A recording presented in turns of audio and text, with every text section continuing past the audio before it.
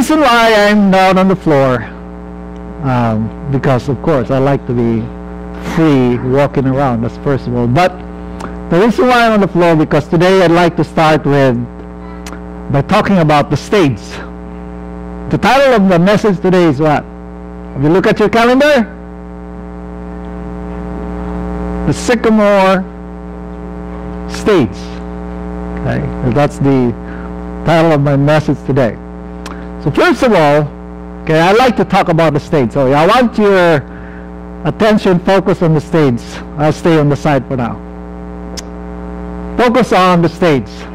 Okay, and what I'm about to say, I'm just drawing an analogy between the meat of my message and the stage. So whatever I'm going to say about the stage today, whether it's good or bad, don't be scared to go up the stage. Amen?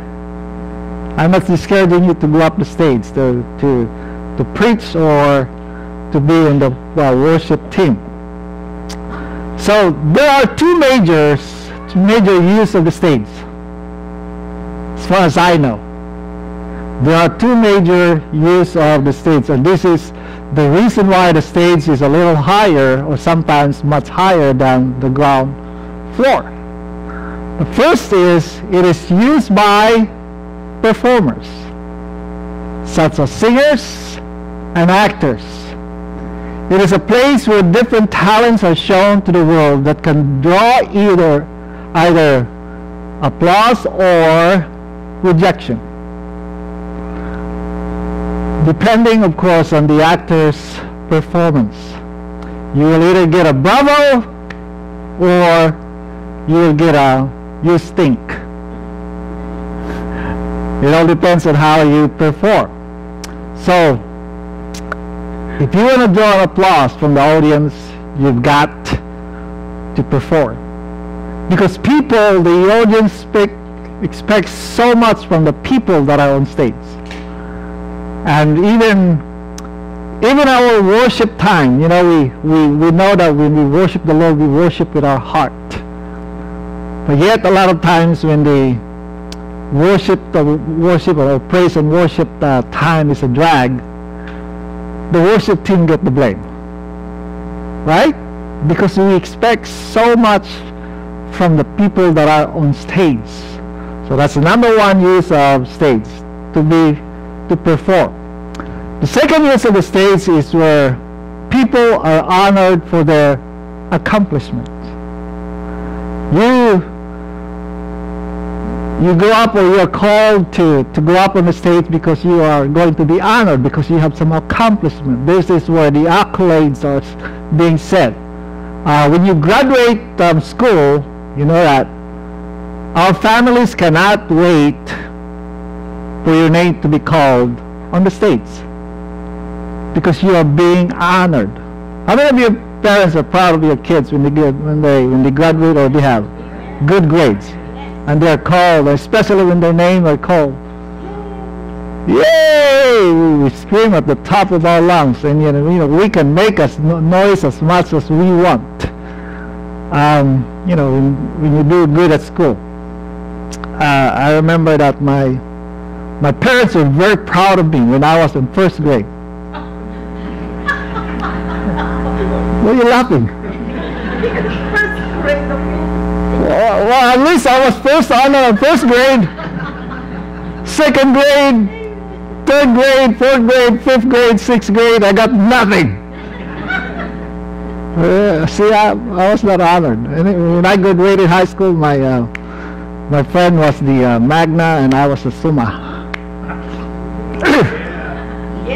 Yeah, my friend was Magna Nakaw. I was Summa. I just went. So if you don't get it, sorry. Sumama lang ako sa graduation. So, companies honor their employees, employee of the year, or salesman of the year, and one of the reasons why people do that, or companies do that, they honor their employees, is that to inspire others to work harder. Because again, this world is that if you work so hard, that if you only work so hard, they too can be on the stage. And there's, again, that's the reason why the floor or the stage is higher than the ground floor, because it is a place of honor. It is a place where people will see us. It is the place where people will applaud us. It is the place where you can show to the world how good you are. That's the stage. Now we all have our own stage, so to speak. We have our own stage that we built. From there we show to the world how good we are and how well we can perform. But the stage we are on can either draw attention or rejection. Because the world stage that we built is based on performance, hard work, and merits. Without this, you won't get any stage. So we all have our own stage that we built. And again, from that stage that we built in this life, we perform. From this stage that we built in this life, we draw attention. Because we like attention. That is why we dress up. Right? Because we want attention. We dressed up. That is why you spend today at least an hour in front of the mirror. That's why you put a lot of cologne and a lot of perfumes. Because we want attention. And so we, in this life again, we have our own stage. Now, the story of Zacchaeus was a man that had built not just a stage for himself, but a grandstand. He was a chief tax collector. Consequently, because he was the chief tax collector, consequently he was a wealthy man. The story tells us that he was very wealthy, even though he was vertically challenged, short. Make it easier for you to understand. He was a short man, but he was a man of honor. He had built himself some wealth. And so, with his possessions and possessions, he was very well known in the community. Looking at his performance, accolades, judging from the outside, he needs nothing else. He had built a grandstand for himself. He was very rich. I mean, how many of us would like to be rich? You liars. We like to be rich because, when you're rich, you have everything. Right? Okay, let me reverse the question. How many of us would like to be poor? Of course you don't want to be poor. We want to have a lot of money because we think that we have money, we are just doing well. We don't need anything else. So judging from the story of Zacchaeus, and again, he is a very wealthy man. He was well known in the community. He had built a grandstand for himself. Judging from that outside, just looking from the outside of the story, he needs nothing else. He needs nothing else. His wall was full of awards. So let's look at the story of Zacchaeus, and it begins with this word. Jesus entered Jericho and was passing through. Now, Jericho was the place of Zacchaeus' stage. Jericho was the place where Zacchaeus built his possessions, and of course, he had built his position. But that day when Jesus was passing by was a different day. Jesus was not just going through, he was staying in Jericho, as we find out later. And this was going to be a different day for Jericho, and of course for Zacchaeus himself. Because wherever Jesus went, wherever Jesus goes, there is going to be a change that will take place. Blind man will see. Lepers are healed. Dead are raised from the dead. So the proud are humbled. The sinners are accepted and forgiven. Zacchaeus heard about Jesus was coming too, and so was curious and wanted to see him. He heard this man because Jesus at that time was very popular and he had a very large followers. And so he was very curious. And when he heard that Jesus was passing to Jericho, going to a city, he wanted to see him. He wanted to see Jesus. Who is this man who had a very large followers? Because again, Zacchaeus was very used to that kind of lifestyle where there was a lot of people, he had a lot of friends, he had a lot of money. So this man that he heard that the name Jesus was coming and passing through, he wanted to see him. And so, even though he was a rich man, he became part of the crowd. He's just one of the crowd because this man that is coming to Jericho has a bigger stage than him. Jesus, as a matter of fact, the universe is his stage. He wanted to learn from Jesus himself. He wanted to see him. And so, at that moment, the story tells us that there was a large crowd, and Zacchaeus wanted to see Jesus, but the crowd did not care about him. The crowd did not care about Zacchaeus and that he had to go up on the tree himself. That tells us that when Jesus comes, all the stages and all the grandstand that we have built for himself will mean nothing. You'll become part of the crowd. So Zacchaeus just became part of the crowd. He was dethroned for a moment. Okay? He was dethroned for a moment because Jesus was coming by and was passing through. So he was a man that stand above the rest. Even though he was short, he stood above the rest. He had all the accolades, the hard work, the merits, but when Jesus was coming through, it all means nothing. Because when we stand in front of the King of Kings and the Lord of Lords, whatever accolades, whatever accomplishment you have in this life will mean nothing. Amen. We will be all in equal standing. No matter how rich you are, no matter how big the stage you have built for yourself, when you stand before God, when we stand before the Lord Jesus Christ, we are nothing. Whatever we have built in this life, we are nothing.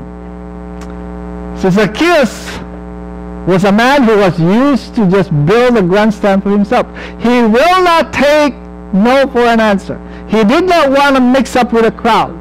So he saw a sycamore tree. So he raced again to the sycamore tree and raised himself above the rest. He just wanted to be seen. Isn't it sometimes that's what we are? We don't want to be out-beautied. We don't want to be out-performed. So we practice more, we work harder. Because again, in this life, everything is based on merits. Everything is based on performance. So Zacchaeus didn't want to be just part of the crowd. He raised himself up and put himself on the sycamore tree. I call it the Sycamore Stage. However, when Jesus was passing by, he saw Zacchaeus. Where was Zacchaeus?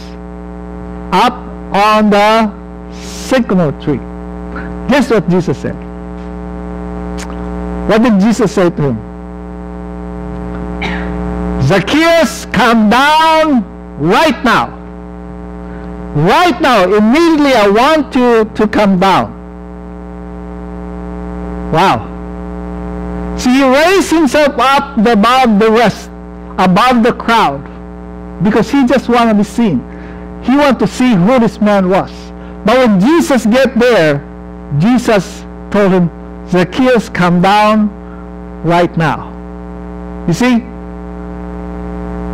because when Jesus will notice us, we don't need to have a stage. For Jesus to notice us, we do not need to have accolades. For Jesus to notice us, we do not need to have performance. We can all just be part of the crowd. God still will notice you. Remember this message last Sunday, Noah?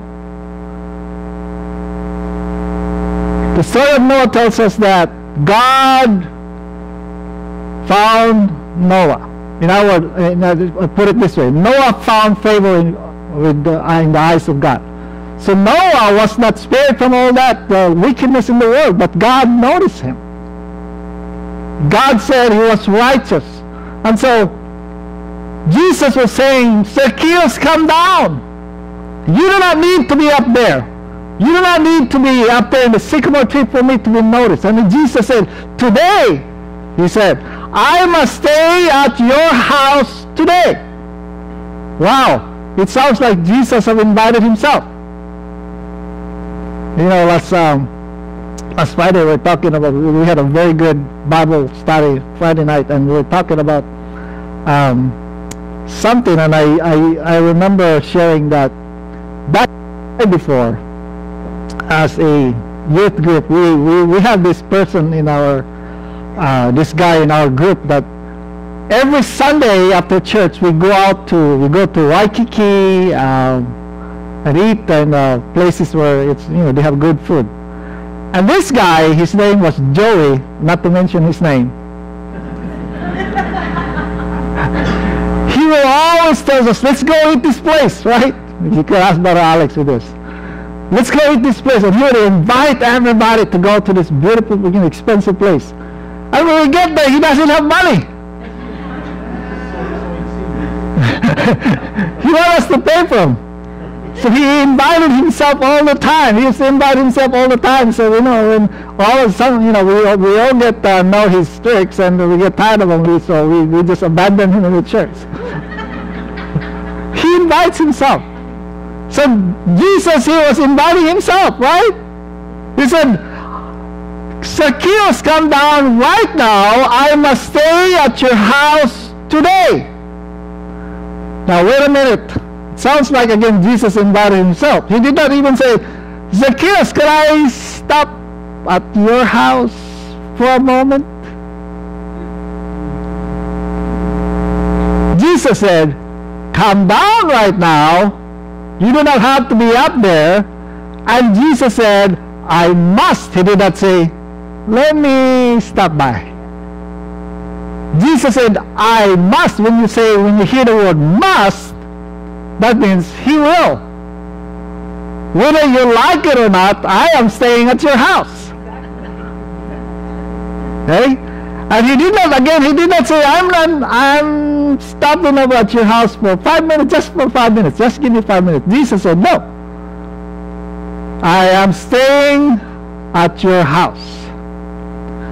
That means I'm going to your house and I'm not leaving. Wow.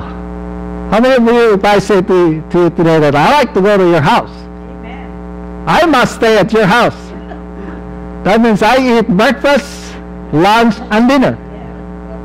And then the snacks in between. Okay, the snacks in between. Because I love to eat, as it shows.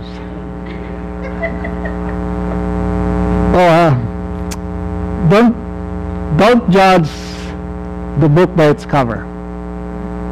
Just because I'm skinny doesn't mean that I don't eat. And you know something? And you will be surprised. I gained 10 pounds. And you're wondering, where did it go? I think it was Brother Rolly said yesterday, he goes, did you just grow another 10 pounds? He goes, I don't notice it. But Jesus said, I must stay at your house today. He did not say, not later, not tomorrow, right now. Wow, Jesus is demanding, wasn't he? He did not just say, Zacchaeus, can I come over to your house if you want? No, Jesus said, I must stay. I'm not leaving your house. Today I'm coming. Did Jesus really invite himself? No. This is a very beautiful picture that we can get of what Christianity is all about. What Christianity against, the meaning of Christianity against any religion. See, religion is like a stage that man builds for himself to reach God. A religion of performance and good works, hoping to be noticed and accepted by God. But Jesus said, I must stay at your house. I am coming to your house whether you like it or not. This is a very beautiful picture of who God is. You see, we have built ourselves on our own stage. We have built a grandstand for ourselves. But Jesus said, God said, that's nothing for me. You do not need all that. I am still coming to you. Christianity is God reaching to men. I am coming to your house. You see, Jesus, when he said, I must stay at your house, because Jesus is not a part-time Lord. Amen. He is staying in your house because he wants to help clean up. And he's going to help clean up Zacchaeus here. See, Zacchaeus' house needed to some major cleaning. His life needs some major cleaning. And when Jesus said, I must come to your house, meaning I'm not leaving, I must stay. Because that's what our God is. That is who our God is. That is who our Lord is. That is Jesus. When Jesus comes into our lives, he's not just come and go, come and go, come and go. He is staying. So he went to Zacchaeus' house. Okay.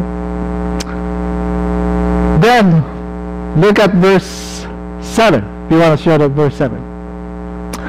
All the people saw this and began to say something. He has gone to be the guest of a sinner.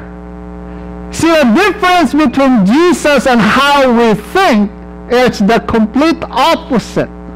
Because man thinks that we need to perform. Man thinks that we need to perform, we need to have the accolades in order to be accepted. Because otherwise, if you do not have the accolades, you do not perform good, you are going to be rejected. But God sees something in us. Remember the theme for this month? Diamond in the rough. Zacchaeus was a diamond in the rough. In spite of all the things that he had done in his life, Jesus saw something in him. Without performance, without merits, Jesus went to his house. The crowd was confused. They could not understand why Jesus, who claimed to be the Son of God, they just could not absorb it. Why this man who was supposed to be, who was forgiving sinners of their sin, would like to be around sinners. They just could not get it. This is the crowd. And sometimes we can be part of the crowd. Sometimes even the church can be a part of that crowd. Right? And that is what we're trying to, I have shared this so many times, I guess. This is what we're trying to share, to do in our upcoming conference next week. Because I believe that the church have gone so far removed away from the sinners. We like to just gather around ourselves and be holy, holy. We don't want to be seen. We don't want people to come to our church because they're sinners. And that is wrong. We can either, as a church, we can either be like Jesus that goes out and look for sinners, or we can be part of the crowd? Which one are we? Because the crowd looks for performance. The crowd looks for something that we work hard for. The crowd cannot accept but can easily reject. The difference between the crowd and Jesus is that Jesus accepts him without no precondition. No precondition. And then Jesus said,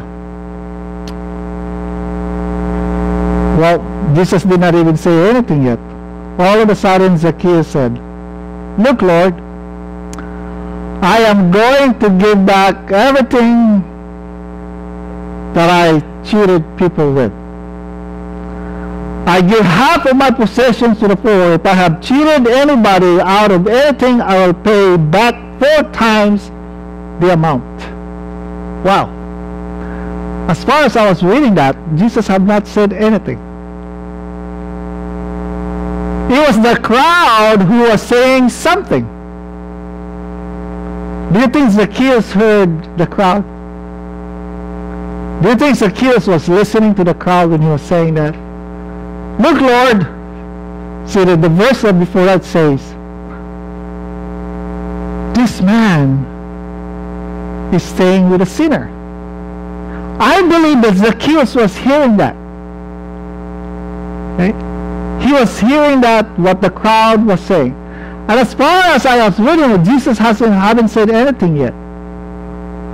See, Zacchaeus realized that with all the grandstand, with all the stage, with all the wealth that he had built, people still rejected him. People still could not accept him. They were still accusing him of being a sinner. And so he realized that, wow, with all the accolades, with all the performance, with all the hard work I have put into this wealth that I have, built a big house and built a big stage, I gained nothing at all. That's something we need to understand. That you and I can be building so much things in this world. We can, I'm not against education, okay? We can send our kids to the best and expensive school in the country. But it should not be at the expense of the relationship with the Lord. Because you can build these big things in this world. You can put yourself at the top of the Sycamore Stage and you're just going to be sick. Because of the 6th stage. You are still going to be rejected. See, we work so hard in order for us to be accepted by people. But with God, he said, come down. I must stay at your house today. What did Jesus see in Zacchaeus that people did not see? Let me tell you what he saw. Jesus saw a sinner. Jesus saw a sinner that needs salvation. Jesus saw a sinner that needed God. And Jesus knew that there was something good in every sinner. There is something good in us. And that's what Jesus was trying to bring out. He hasn't even said anything. And then Zacchaeus said, look, Lord, I am going to give back everything I have cheated. Jesus responded very quickly, today, salvation has come into this house. Jesus cleaned house.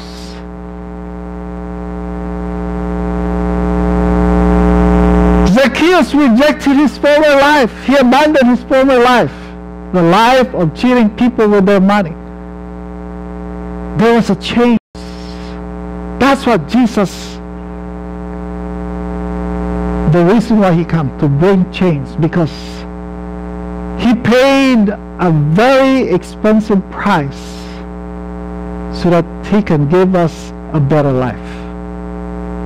You can try as much as you want to perform to be accepted by the crowd. You will just be rejected. But God never rejects anyone who comes to him. And you see, this is something that we need to understand. Because the crowd says, don't accept him. Jesus said, I'll accept him. There's two things that I like to bring out here. First thing is what we call justification. The second thing I'd like to talk about is the sanctification. Justification is a declaration, or it is a legal term declaring somebody who is guilty and declared innocent. Zacchaeus was just like every one of us. He was a sinner, and if he was considered, he could also be called a big sinner in his town. But in spite of what he had done, Jesus forgave him and accepted him. Justification happens after. See, Jesus stayed in the house. So whenever Jesus goes, wherever Jesus stays, there is always going to be a change that will take place. The justification, the process of growing into the image that God wants us to be, the image of his Son. Wherever Jesus stays, wherever Jesus is accepted, there is going to be a change. Zacchaeus changed. Any stage that Zacchaeus had built, he began to dismantle.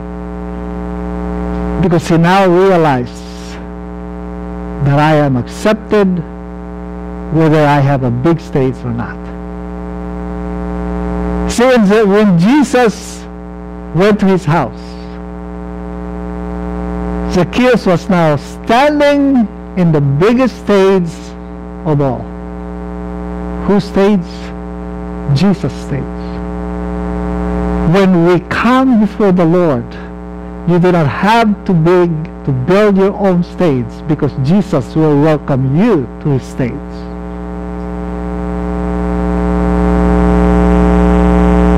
See,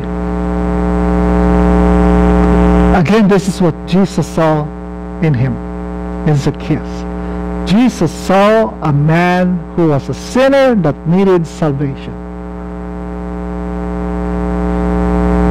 That's it.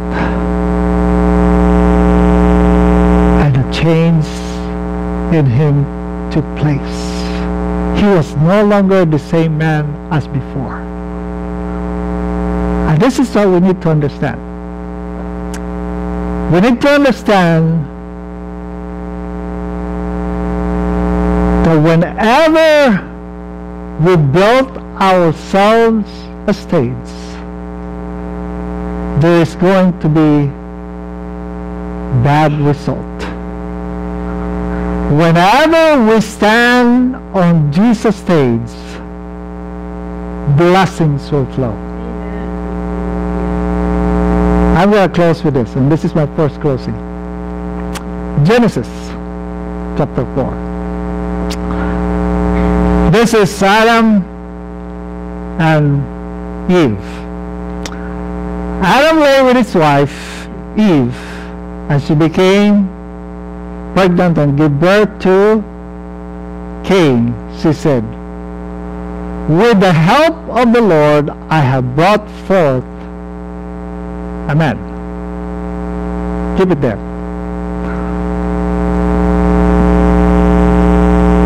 Cain.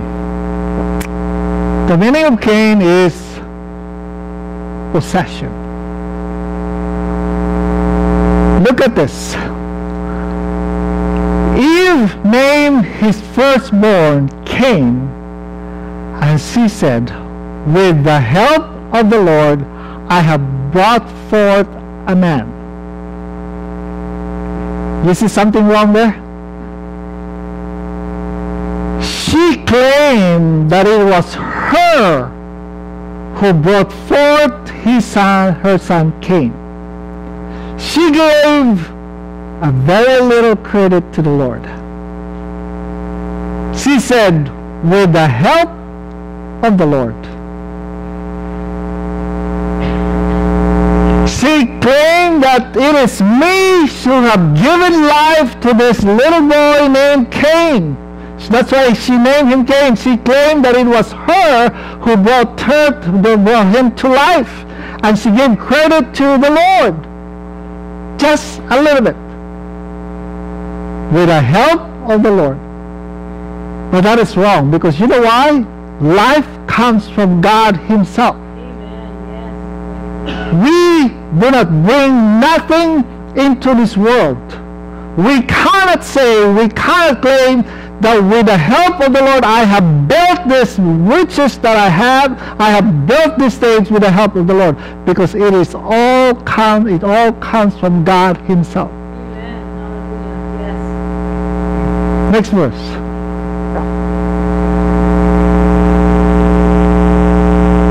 Later, she gave birth to his brother Abel.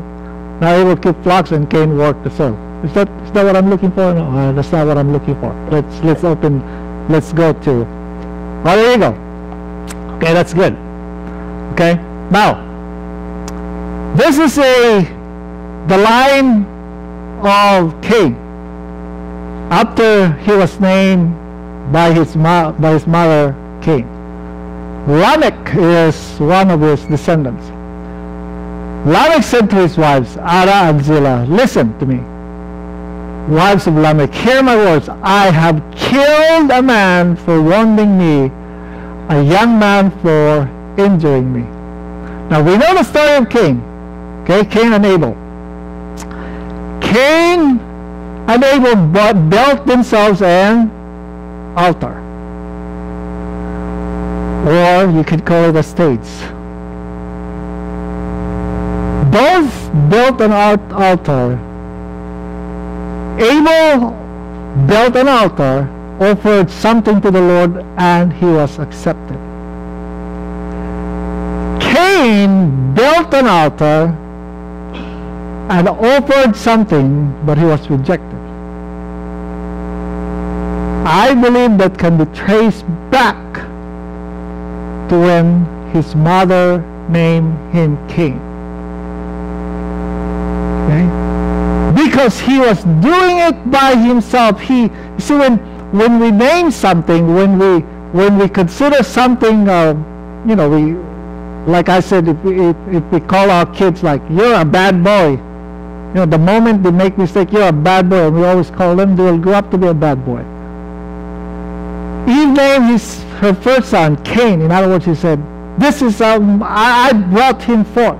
It is me that gave him life. It is not God. I gave credit to God. But Cain turned out to be the same person that his mom named him to be. He was rejected because he built an altar for himself.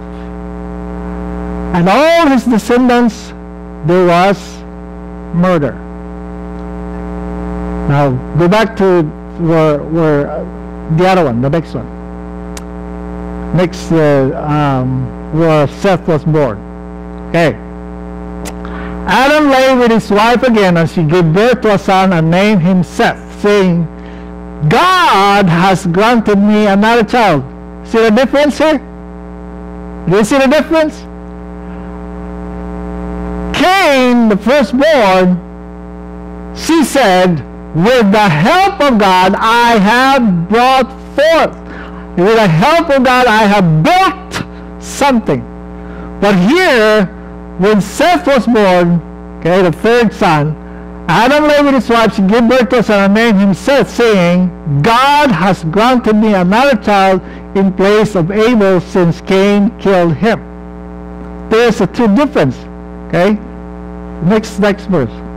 Seth also had a son, and he named him Enos, and the time men began to call on the name of the Lord. See, I want you to see the difference here. Okay? Cain, according to Eve, was brought forth by her. She gave very little credit to God. But here, when Seth was born, Eve said, God granted me. In other words, now she gave 100% credit to God. The result, Cain's family, there was murder, there was rejection, there was turmoil. Here with Seth, man began to call on the name of the Lord. So when we give credit to God, instead of crediting ourselves with the things that we built, your stage will crumble. Whatever you have built in this life, your stage will crumble. Anytime we credit ourselves for everything that we have built in this world, you'll feel rejection. Things that we built will crumble. There's a song by what's his name? What's his name? Colton Dixon. I have built a castle and I built it high. Something like that. Okay? And that's what we do. We build our own castles. We build our own states. We raise it up. And we take pride of what we have built. But in the eyes of God, we do not need those in order for Him to accept us. He wants us to dismantle the states that we are building and instead stand on His states.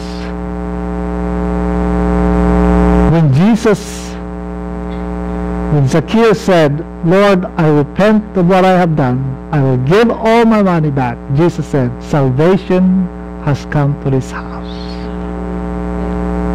Salvation has come to this house. You are now in right relationship with God, and blessings will flow. Blessings will flow. Because now He's standing on the merits of what Jesus has done, not what He has done to Himself. So church, remember this. You can build as much as you want. The biggest stage in this world where you can stand and be proud of yourself. God doesn't need it. God doesn't need it. God is saying, come down. Come down. Because He wants us to stand on His stage. It is when we stand before God on Judgment Day, we will be in equal footing. It is not about what you have done for yourself. It is not about all the performance that you did, but it is all about what Jesus has done for yourself. Stop building an altar. Stop building a stage for yourself. Instead, stand on the stage where Jesus is standing.